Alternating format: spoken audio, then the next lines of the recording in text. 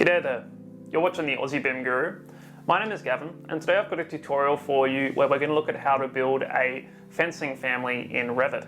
I actually had a request from a viewer called Edikar Khan. I'm not quite sure where you're from or what you do. I couldn't find you on LinkedIn, but thank you for the request. It actually comes from a tutorial by someone else where they didn't really share the how-to component of demonstrating a line-based generic model family. So I'm going to show you how you can build arrays and also nest arrays into other arrays, which is quite complex. But I'm going to show you a little bit of a shortcut that I use sometimes, which is a little bit of a cheat. And hopefully by the end, you'll be much more comfortable with how you can deal with arrays. I'm also going to show you a really useful technique where you can array all the way down to 1. Most of you probably know that an array less than 2 will typically break, but I'll show you a little bit of a trick to get around that. Anyway, without further ado, let's jump in. I'll be using Revit 2020 and just building a family today, so no Dynamo required. Let's get started. So whilst our goal is to build a parametric array, the first things we should focus on are actually building the components that go into the array itself. So typically I would recommend building nested components in order to more easily control your array itself. So we're going to begin just by making the fence panel. So I've made a new generic model, just new family, generic model. And I'm just going to start by making this the left reference plane, because we're just going to make a fence panel left to right. I'm going to make a new reference plane, that's shortcut RP to make a new reference plane or create reference plane. And I'm just going to constrain this with a dimension, or DI. And I'm going to add a parameter. I'm going to call this panel width. Now I didn't call it width because width isn't the greatest name for a parameter. It can be used in some categories by default, such as casework, so I do try to avoid those types of words when building a family. Now there's various ways we can control the thickness of this panel. I'm going to take a little bit of a shortcut here, and I'm going to go to front view.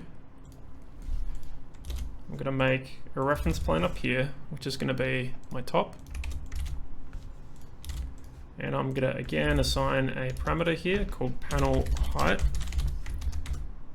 And I'm also going to add an offset for the panel as well. Just going to make another reference plane down here. And I'm going to call this panel elevation. Now I'm going to make this a type parameter, unlike an instance parameter. And I may also actually make panel height a type parameter as well.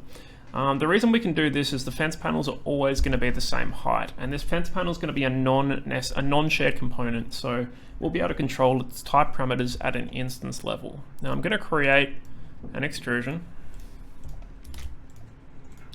and I'm just going to constrain it. Remember that I'm drawing in front view here, so I'm going to be drawing it away from the direction of my plan, and I can just offset this by 5 and -5.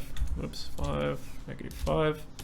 It's up to you whether you want to make the thickness of this panel parametric. For now, I'm just going to keep it as a locked size. And I'm also going to make a material, and I'm just going to call that fence panel. And I'm going to make that type-based as well.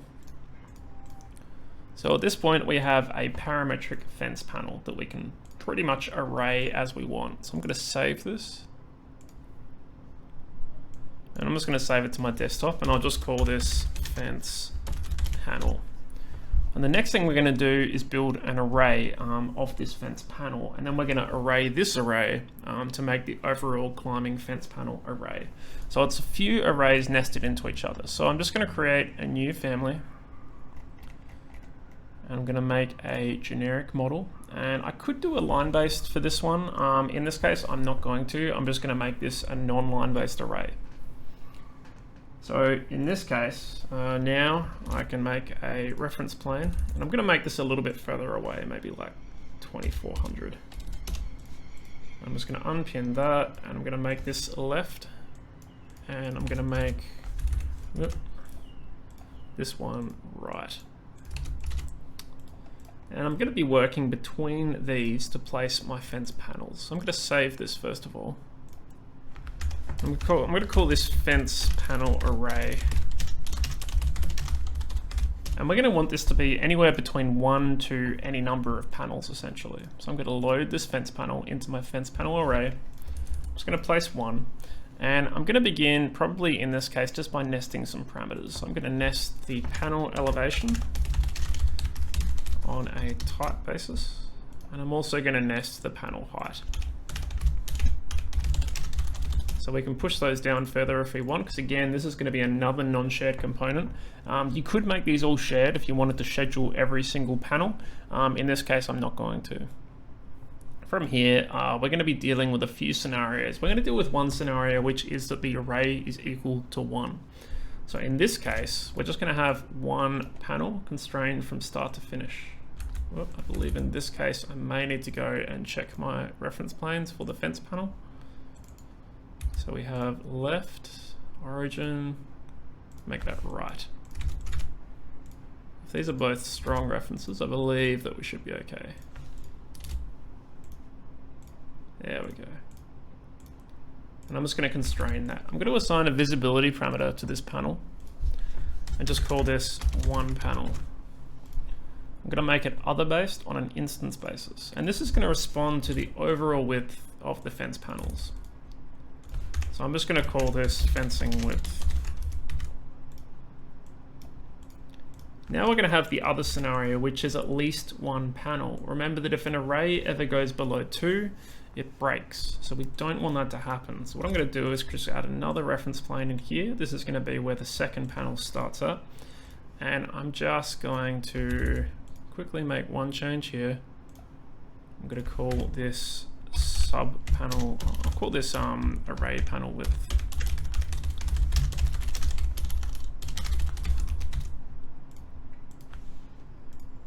And I think I've nested everything else. We'll nest the material as well whilst we're at it. Remember, this is going to push down to all the fence panels, even this one.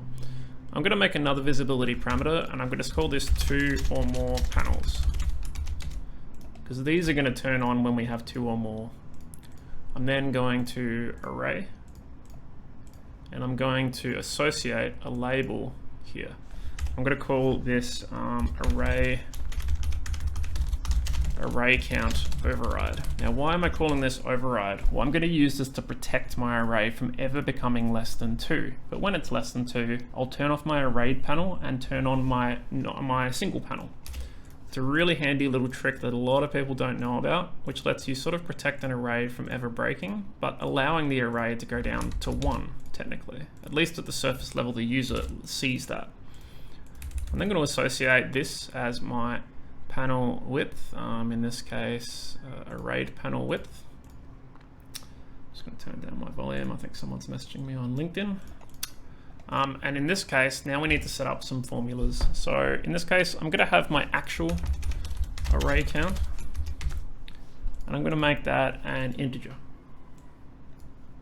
Now we could work on a few bases here. We could work on a max spacing if we wanted to. In fact, we could do that, or we could work with the max spacing at the next level when we do our final fence. I think we'll do that instead. Let's say in this case that our array count is 3 for now. I'm going to build a formula to the override just to protect it in case it becomes less than 2. I'm going to say if array count is less than 2, it's 2. Otherwise, it's array count. And this will essentially check if the array count ever goes below 2. See, it became 2. So now we can protect our array from breaking. I'm also going to base my array count override condition here. I'm going to say that one panel is only the case when array count override equals 1. And otherwise, in this case, if the array count override is greater than 1, we'll have 2 panels. So now I can account the various scenarios. So let's say, in this case, I actually want to say that if the array count, actually no, I can just use a different scenario here. I can say if it's not 1 panel, then I know it must be 2 panels. So I'm just going to say that 2 or more panels is not 1 panel. And now this will say whenever this is not the case, then this is. So in this case, array count override is not equal to 1, and it's off. No, this doesn't work. So I need to actually use array count. So we do need to make sure the user never goes below 0, unfortunately. So we can just do this instead. But if the user does go below 0, then we are going to get an irrational outcome. What I could do is add an or condition, or I could just say, is the array count less than 2? If it is, it's 1 panel. That works. There we go. So now I can say that the arrayed panel width is going to be equal to the width, fencing width, divided by the array count override. I think that's all we need actually. That should be fine. So now our array should rationalize itself. So if I have 4 panels, you can see that our array works, and then we have 4 panels. I'm going to turn on the preview visibility here and see what happens if I go down to say 3. Looks good. 2. Looks good. 1. Perfect. So we can see that now this one's on and our array is turned off. So at that point we can essentially just turn that back up to something like 4. I'll just call this fencing array as its type name. And from here we can pretty much move on to our next step, which is to host this into a master array. I'm just going to purge this family down, clean it up, delete all these materials we don't need, just do a bit of housekeeping. And then I'm just going to save that. And at this point I could go and start a whole new array family. I'm going to be a little bit smarter than that, and I'm going to save this as a new family. I'm going to call this fence array. So this is the master array that holds it all together. Now I might be able to be a bit sneaky here. I'm not sure if this will work. I'm going to try reloading fence panel with fence panel array. Okay, it wasn't quite right. So in this case, I do need to be careful that fencing width is then reassociated to the arrayed panel width.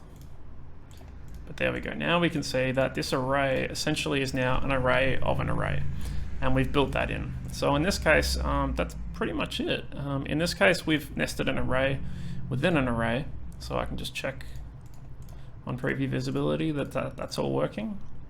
And if we wanted to control, in this case, how many panels our array has, we could do it on a few bases. In this case, I'm probably going to say that the user just specifies the number of panels between each post. I'm just going to call this panel count. But you could tie that to a maximum spacing formula as well. I'm going to make that a data parameter in this case. And I'll just make sure that all our type parameters are nested, such as material. But we can see the panel elevation and the panel height remained connected. So a little bit of a sneaky shortcut there, because now we have an array of an array. And if I say maybe like, I've got 6 panels for every one of them, obviously they're all going to be equal. The last thing we need to do is insert a post every X number of panels. So to do that, I'm just going to make a new generic model. And I'm just going to build a nominal post profile. I might just be a little bit lazy, and in this case I'm just going to draw something fairly sloppy.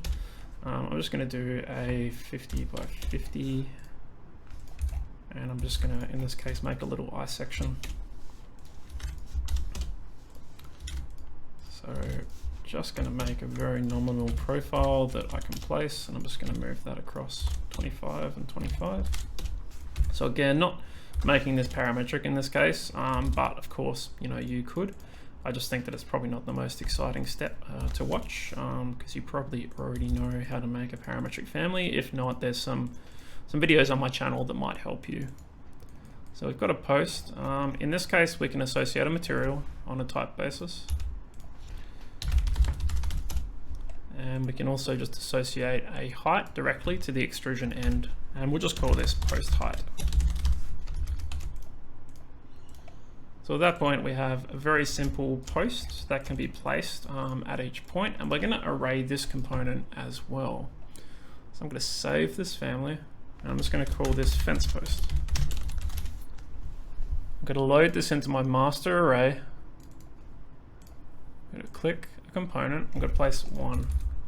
And before I do anything else, I'm going to nest my post height and make this my panel height. Now you could actually make this a type parameter if you wanted to.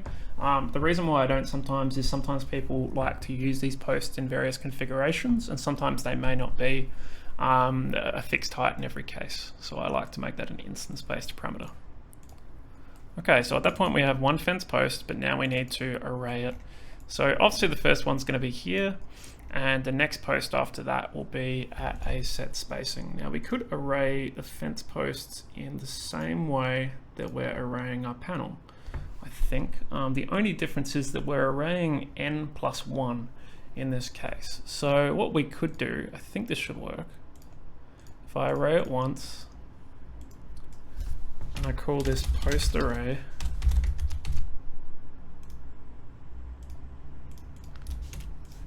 and I just lock the first one, and I lock the second one.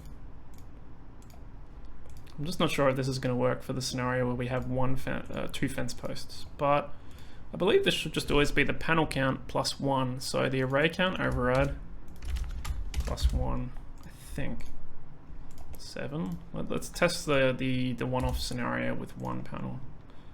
Yep, that works. And if we go to, so we're going to have 2 by default as our minimum array count, I think. So in this case, no, so it doesn't quite work actually. I'm thinking about this wrong. I'm thinking about it wrong. Is it just array count override? I think in this case, the one-off scenario is something we have to account for individually. So if I go to 2 panels, it's correct. So what I actually need to do is make this, I need to use a formula. So if the array count is less than 2, it's 2. Otherwise it's array count. I think, oh, it's array count plus 1. I think that'll do it. I'm pretty sure. And then if I go down to 1, my array count is now 2. So that's a problem. What I actually need to do there is check my arrayed panel width. So at the moment my arrayed panel width is on the array count override. Okay, so this is a challenge that we have to face as well. In that technically our arrayed panel override is not correct in the scenario where a fence post is just at 1 spacing. So we could create a whole different setout position for the fence post, or we could find a way to make the arrayed panel double over in this case. I might do that instead. I might say if the array count is less than 2, then I'm going to say that it's equal to width. Otherwise, fencing width on array count override. Width, I've typed it wrong. It's fencing width. So we're using quite a lot of if statements here to control the scenarios. Now, this might look a bit weird. It might look like we're oversailing, but what is actually happening is this panel's off in this case because the array is not visible. Now we should have the ability to go down to 2 panels. We can see our fence post picks that up. We can say maybe we want 4 panels for every post. There we go. Now we're in business. So to do a little bit of housekeeping, just before we test this out, I just realized I didn't make this a line-based family. Oh. Of all the things to do. So I probably should have made this a line-based family. I'll show you how to nest this into a line-based family, but you can essentially build this within the confines of a line-based family itself. That's a bit of a pain. I might also show you why I don't like line-based families as well, and why it might be worth actually, doing this as a non-line-based family anyway. So array count, panel elevation, fencing width is the actual width, material is what it is. At this point, you may wish to nest the post material separately. So we could say in this case, this is a post material on a type basis. Then we could say the other one is a panel material.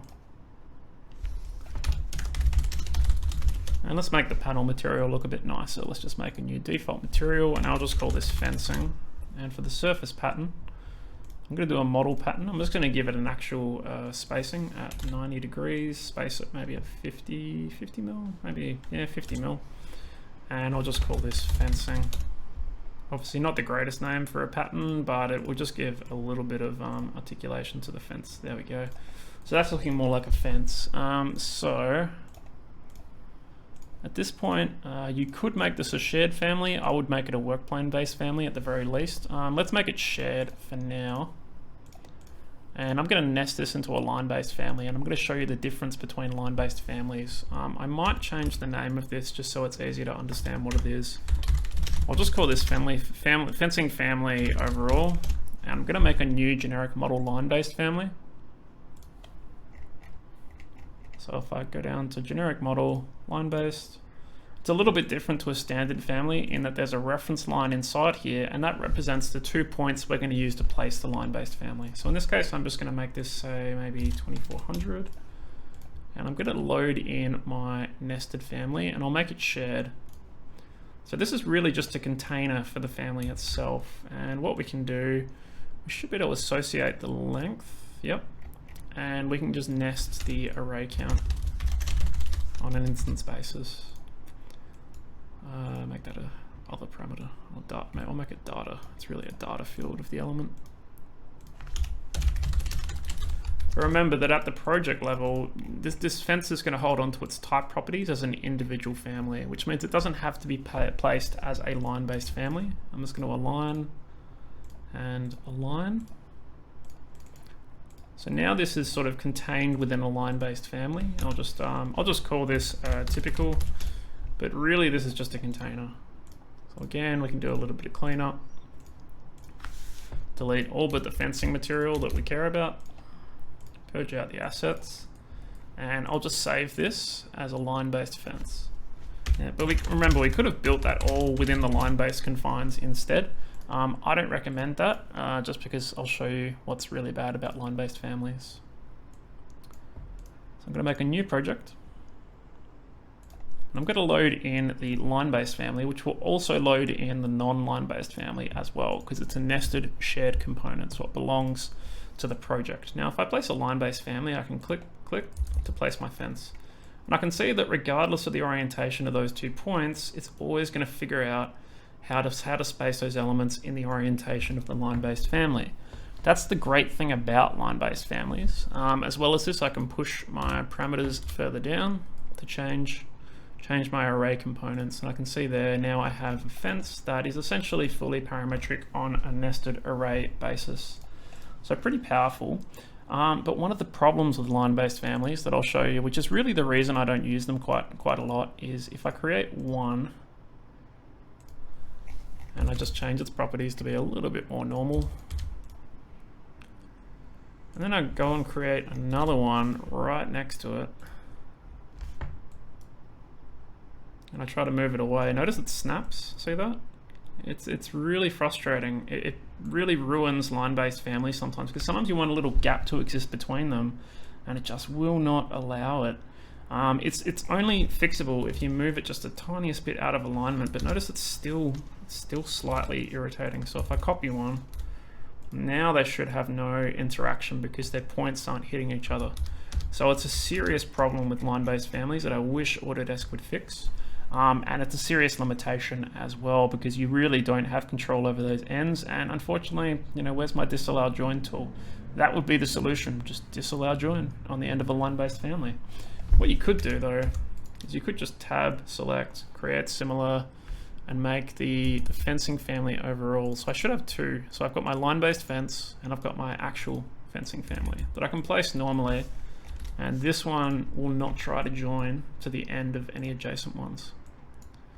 So that is a way around it. And from there, also, of course, we could do other things, like we could control the visibility of the end post separately, so that if you have one fence that becomes another fence, obviously you only want one end post in this case. So there are other things you could do with that. You could add more controls to it. Obviously, I've just added a few in this case, but you can see some limitations of line-based families that we've come across here. Remember that this is nested inside all the other line-based families. So if I select all of them, there's actually 5 of them in the project. The line-based family is just a container. So hopefully that helps you learn more about arrays and how you can nest them, control them, and a couple of shortcuts you can take as well. And I'll make sure to put this family on my GitHub so you can have a look at it.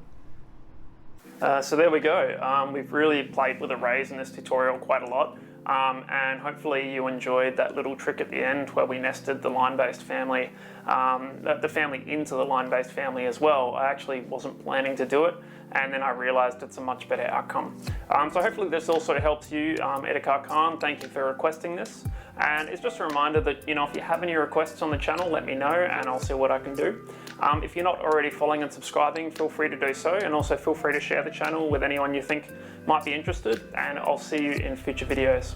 Thanks, take care, bye.